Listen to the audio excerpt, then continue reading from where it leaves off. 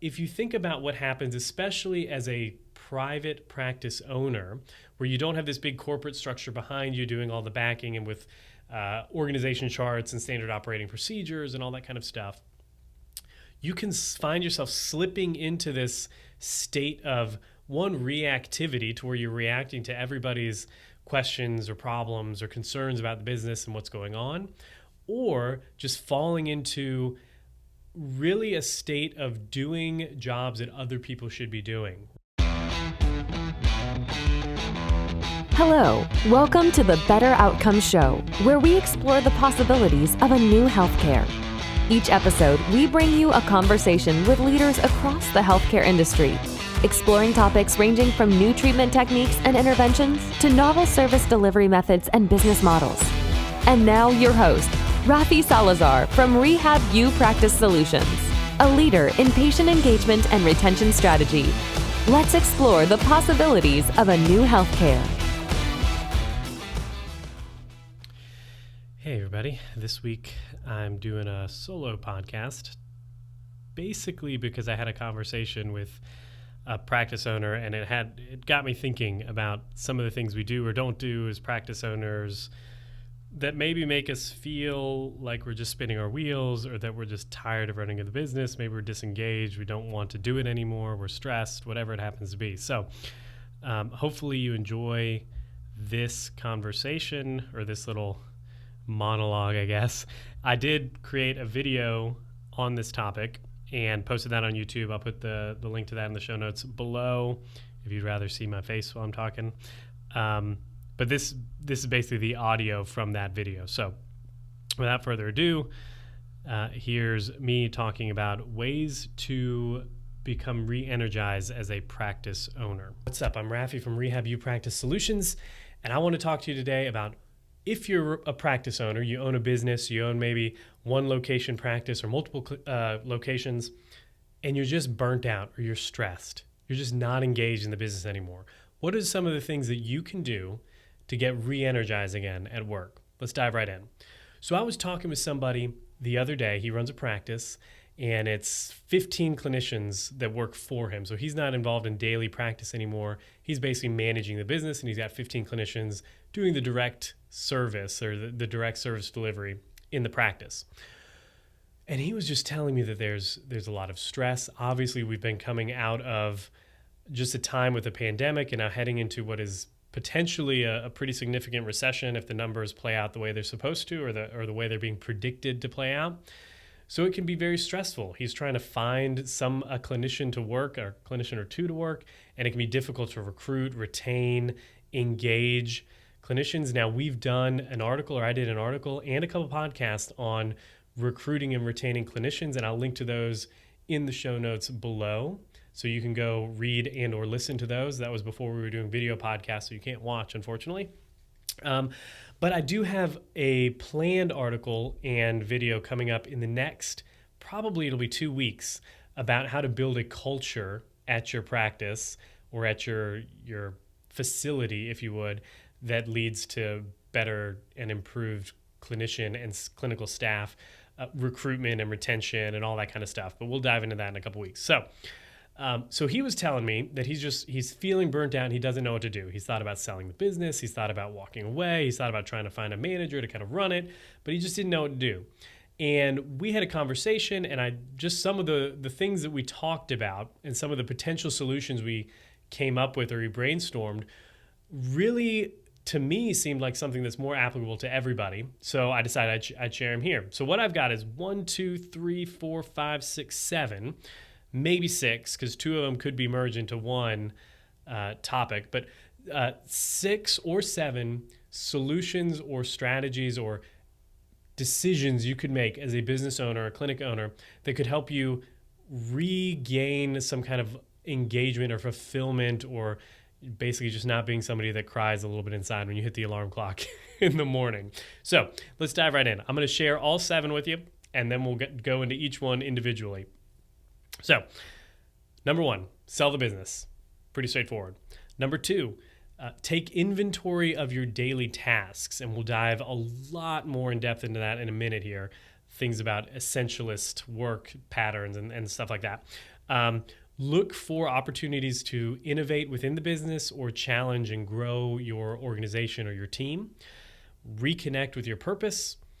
Merge, and this is the one that I said could possibly be squished together with sell the business. I broke them up because the end outcome for the owner could be drastically different whether you sell or whether you merge, right? And then there's working as a clinician again, or expanding or creating some new kind of service line or clinical focus area. Let's dive into the first one. Sell the business. Obviously, if you're not engaged anymore, you want out of the business, you're tired of running the day-to-day tasks of it and worrying about payroll every couple weeks and the stress of making sure you're keeping census at a certain rate, whatever the case may be, sometimes it makes sense to simply sell the business and walk away, especially if you've got something on the side. This individual that I was talking about earlier, when we were having our conversation, mentioned to me that he's already doing some real estate stuff, right? So he's got some houses that he's been flipping or rental properties or whatever the case may be. And really what he wants is a way to keep doing that. So in that situation where you've got a business that is profitable still, is cash flowing positively, that could be sold for some kind of multiple of net earnings, it's going to give you a significant cash cushion, it might make sense to sell the business and walk away and use the funds from the sale to finance whatever the next venture is. There are some folks that I know that have sold their practice and started another practice in another specialty area, or sold their practice and moved cross country and then opened up another practice there or something like that. So that's an option too. The reality is when we build businesses as clinic owners, healthcare entrepreneurs, we forget often that while this thing that we've built is providing cash flow and is financing our lifestyle, if you would, in addition to doing well, hopefully, by the patients and the clients that we're serving, it is still an asset. And there are pieces and components of that business that can be parceled off and sold to really capitalize or to realize the value that you've created in this business, especially if you've been doing it for 10, 15, 20 years. I mean, you could have some significant equity at play there that you could capitalize on. So sell the business. If you're interested in selling your practice, primarily in the PT, OT, SLP space, we've done an interview with Mike Pekatowski from Physical Therapy Brokers. I'll link to that in the show notes as well. And you can find his contact information there. I don't do mergers and acquisitions a lot. I'm not involved in that. I've done a little bit of the advisement on some valuations, but really Mike is the guy that if somebody's looking to sell their business or get their business ready to sell, or they're looking at purchasing on the investor side, I always point people to him. He's great. He's been in the PT world for years. He's done a lot of very big deals and has worked on both sides, on the buy side and the sell side. He's somebody to talk to if you're looking at potentially selling your business or investing in multiple businesses in the PT space. So number 2 would be take inventory of your daily tasks. Now, I did this myself in the business. I advise my clients to do this all the time.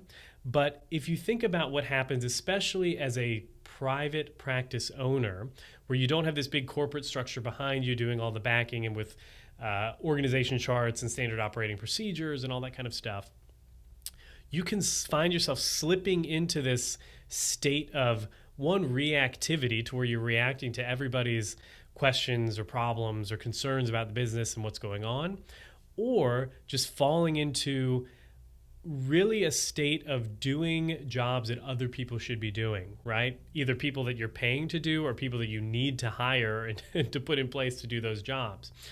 And this really came about for me anyways, personally, maybe even as early as a year ago or as recently as a year ago.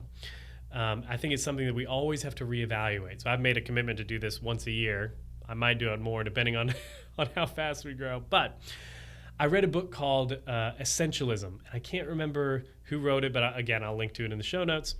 And part of the main premise of this book is that you try to focus on doing less but more. So doing less activity or investing less time in the quote unquote work or work activities, but getting more benefit or creating more value out of that time.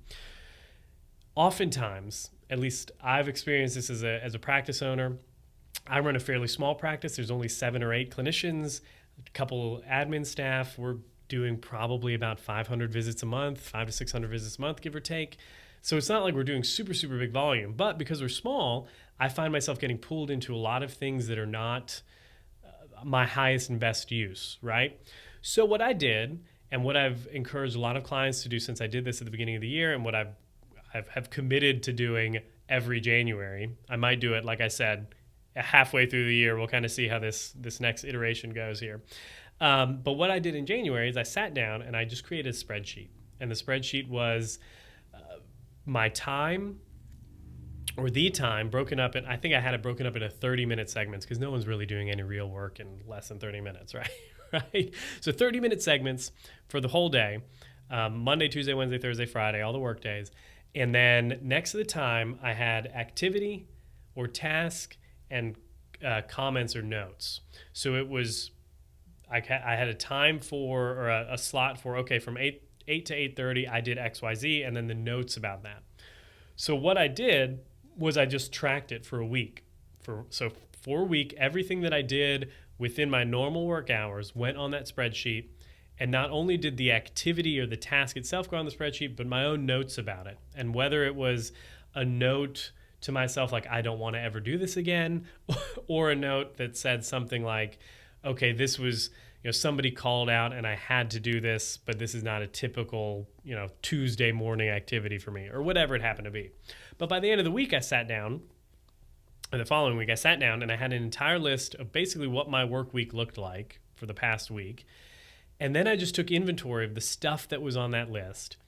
And on the side, another column, I made a list of, or another sheet, I made a list of the activities that I knew I absolutely had to do. Priority task, whether it be front-end business development, whether it be lead generation, whether it be working on some of the policies and procedures that I wanted to create, or revenue generating tasks, content creation, that sort of thing.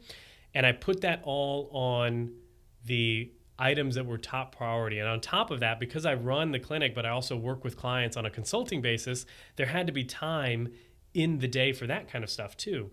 And what I ended up doing was coming up with a quote unquote ideal week. And that week was basically a mirror image of the structure from the actual recording of the previous week. So it had time, it had activity, and then it had notes. And what I did was I looked at the list that was top priority, and then in that sheet of what the ideal week looked like, I found a slot for all of those prime activities.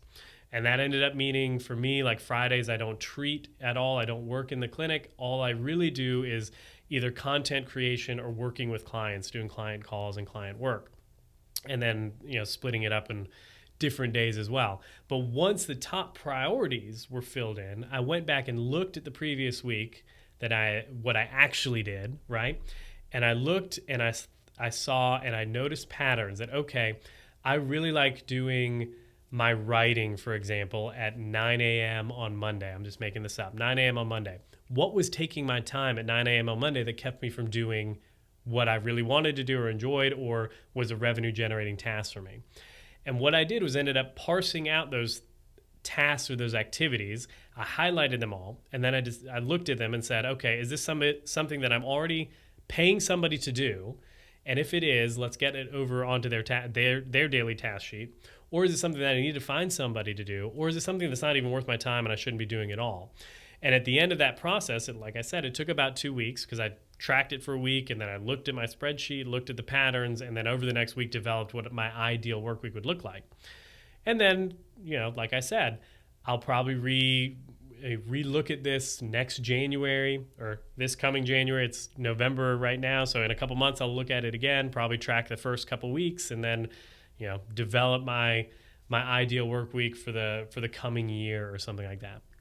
But just simply taking the time, especially if you're stressed, you're overworked, you feel like you're just done running the business, running the practice. If you take a look at what you're actually doing in a given week, and then comparing that to what you know you need to be doing or what you want to be doing, you will often find that there's a very big discrepancy. There are things on that list that you are doing that you shouldn't be doing, and there's things on the list of things that you know are priorities or you know you should be doing that aren't on your daily task list. So find a way to reconcile those, and you're going to wake up, one, feeling peaceful because you're going to be doing the work you know you need to be doing, and a lot less stressful about those random things that are coming up and taking your time, right? Okay. Number 3 is look for opportunities to innovate or to challenge yourself or the business and grow. Not that expansion or ever expanding businesses is ideal or something that you should be interested in or looking into. However, as an entrepreneur or somebody that went into business in healthcare, part of the most exciting time, also maybe some of the stressful time, but some of the most exciting time is when you're building something, right? You're instituting new policies, you're exploring or experimenting with new business development ideas or new marketing ideas or new service delivery ideas, whatever it happens to be. When you're building something, it just takes a lot more and makes you focus a little bit the creative side of your brain on the problem, on fixing the problem or finding potential solutions for the problems that you're trying to solve. And that in and of itself is much more engaging work. It makes you feel like you're actually doing something of value or of merit.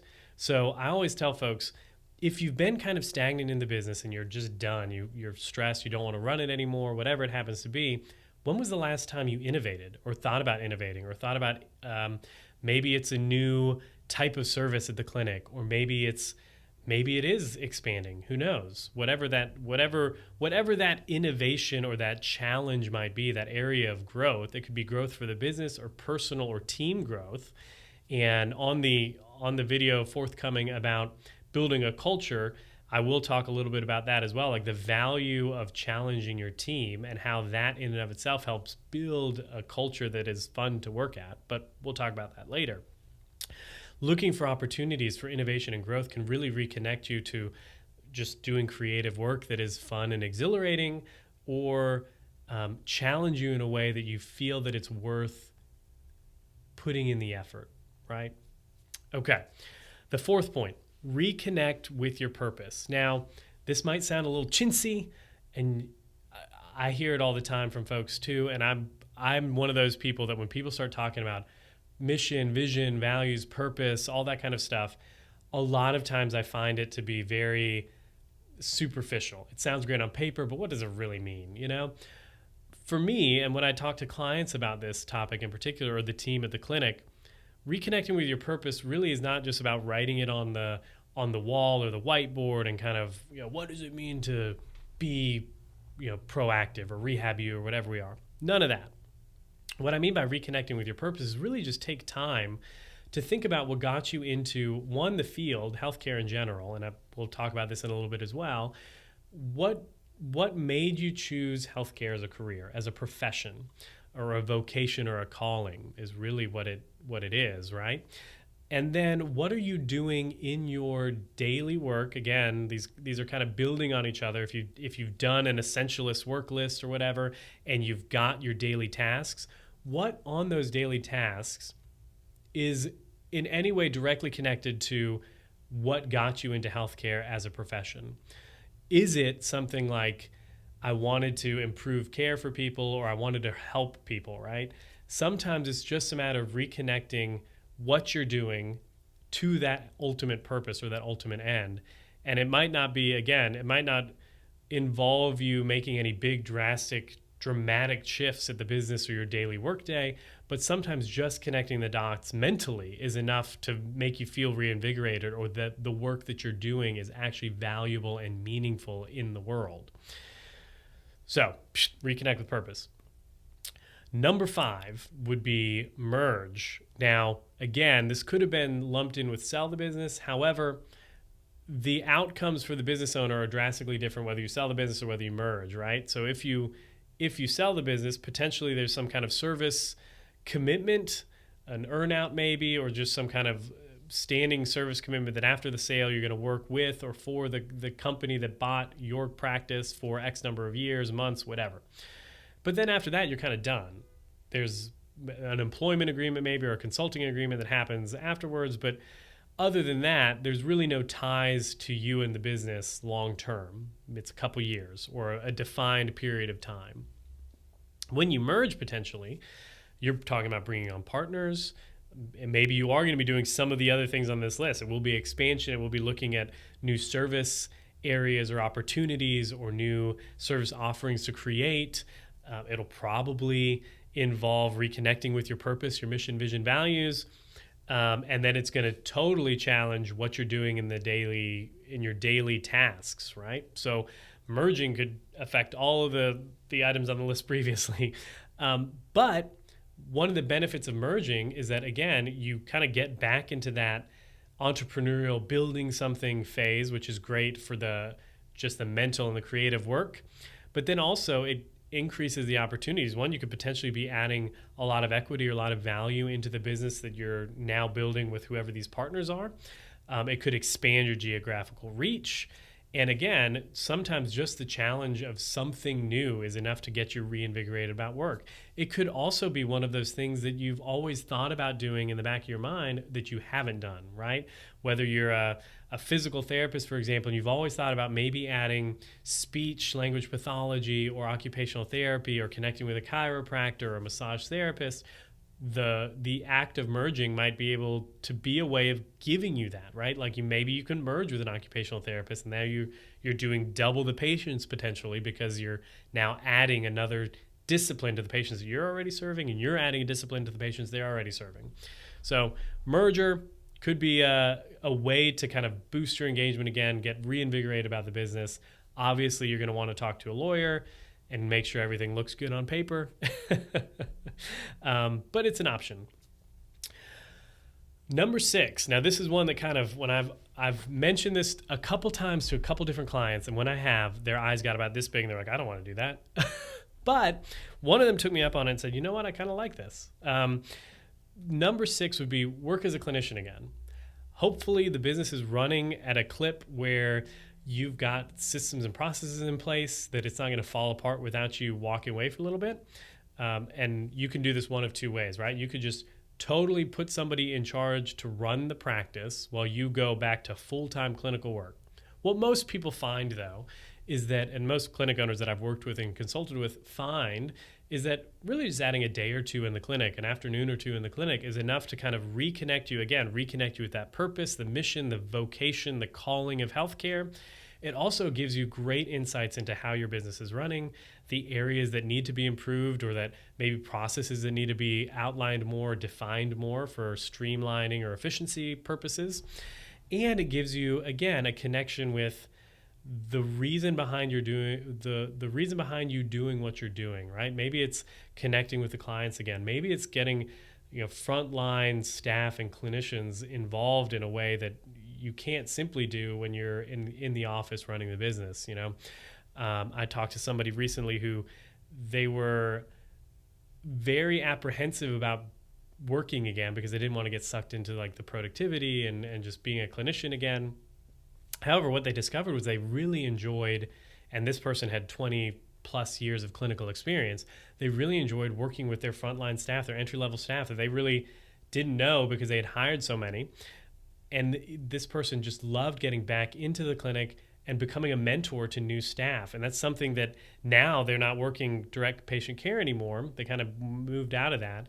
But they've kept on their schedule a slot for in-services and trainings and clinical rounds and that sort of thing. So now this person has added onto their plate, and they feel invigorated about doing it, the component of staff development and mentorship. So sometimes just stepping back into the clinic a little bit is enough to kind of give you an opening or a vision of what your day could look like, or one of those things that maybe you took for granted that you really want to do again, right? And then the last would be expand or create a new service offering or focus. So like I mentioned previously, the simple act of building or creating something new targets different parts of your brain. You're using your creative side, your problem solving, and it can be really meaningful work. I'm not going to dive too much into it. We have done an article, or I've written an article, it's on the website, called What Now? How to Expand or Position Your Practice for Growth and Expansion. And I'll link to that in the show notes below. But basically, there's a very simple process that you can use for deciding if you want to expand or if you want to innovate or create some kind of new service offering. How do you go about doing it? It's basically, without sounding too cheesy, a Venn diagram of your clinical expertise, the market need, and then how it fits into your mission, vision, values. And I'll link to that again in the show notes below. You can read it at your leisure. So those are the 7 opportunities, if you would, or 7 options that you could pick if you're super burnt out or you're just disengaged from your practice and you're thinking about, why do I even do this anymore? Maybe one of the items on this list sparks something in you that you can take and implement. If nothing else, I always encourage people, just look at your daily tasks. Look at that, what you're actually spending your time on, and then comparing it to what you want to be or what you know you need to be spending your time on. All right, that's it. Until the next time, be safe, be healthy. I will talk to you then.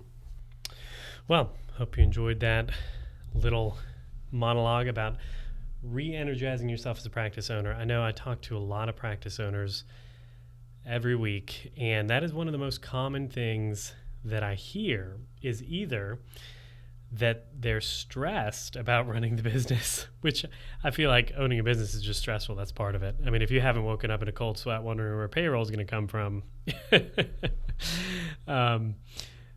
it's either that they're stressed or that they just feel like, why am I doing this anymore? Like, what's the point? I don't feel like I want to keep investing my time, my energy, my effort because XYZ. It's not, turning you on when you wake up, whatever it happens to be.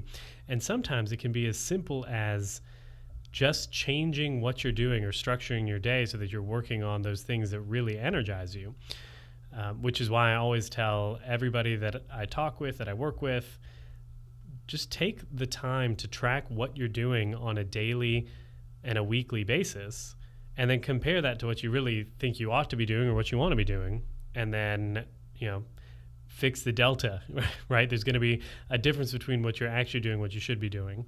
And if you can get those things to come more and more in alignment, then you're going to be more energized about work because you're going to be working on those, you're going to be putting your skills and your energy and your talents to your highest and best use. So that's all I've got to say about that. If you like the show, head on over to iTunes, leave us a rating and review. If you want to be notified whenever we drop a new episode, you can head on over to betteroutcomes.show or rehabpracticesolutions.com. Click on the tab under Insights for Podcasts and just sign up there. We'll send you the episodes, the show notes, all the stuff that you normally get, right? Right? We'll send that to you whenever we drop an episode, which tends to be every other week. Sometimes you'll get a bonus episode on the off weeks. And it's time for me to make my shameful plug about the book. So Better Outcomes, A Guide to Humanizing Healthcare was published by Business Expert Press back in October of 2022.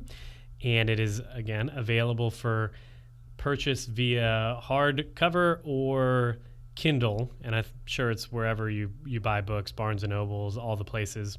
There is talk in the works about an Audible version, an audiobook version, which, if I can get my act together, will hopefully launch before the end of this year in 2022, but if not, maybe Q1 of 2023. If that's something you really want, I've had a couple people say, man, I'm not going to read a book, but I'll listen to an audiobook. If that's something you want me to put to the front burner, just shoot me an email, Raffi@rehabpracticesolutions.com, and I'll get right on it. Until the next time, folks, be safe, be healthy. I will talk to you then.